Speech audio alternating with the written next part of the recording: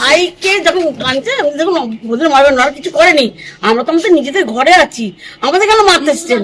তখন আমাকে লাঠি দিয়ে বুক করে ঠেলে দিয়েছে। দেখুন আমি ক্যান্সার পেশেন্ট, আমার 67 বছর বয়স, আমি তাও বলছি দেখুন আমি কোনো দোষ করিনি।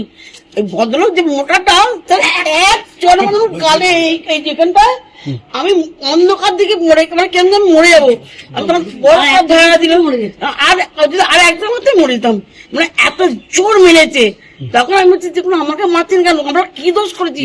বললাম ভাই এইখানে ঢুকিয়ে দিয়েছি, এর দরজা খুলে এবার আমার ভাইপোটাকে মারতে গেছে, ভাইপোটা ছুটে পালিয়ে গেছে, বলছে এই নাঙ্গা দুটোকে বার করুন, একে রেখে নাঙ্গা দুটোকে মারবো, নাঙ্গা দুটোকে মারবো বলে এ তো মরে গেছে। এ তো এই 3 মাস হলো স্টেজ নিয়ে বসেছে। আমি বলছি দেখুন আমাদের করবে না, আমরা কোনো দোষী নই, আমরা কিচ্ছু করি না, আমাদের নিজেদের ঘর নিজেদের ঠাকুর দুয়ার, আমরা কিচ্ছু নাই না। এরা মার মানে কি, এরা মারি বাবার জন্য কোনো খাইনি চর।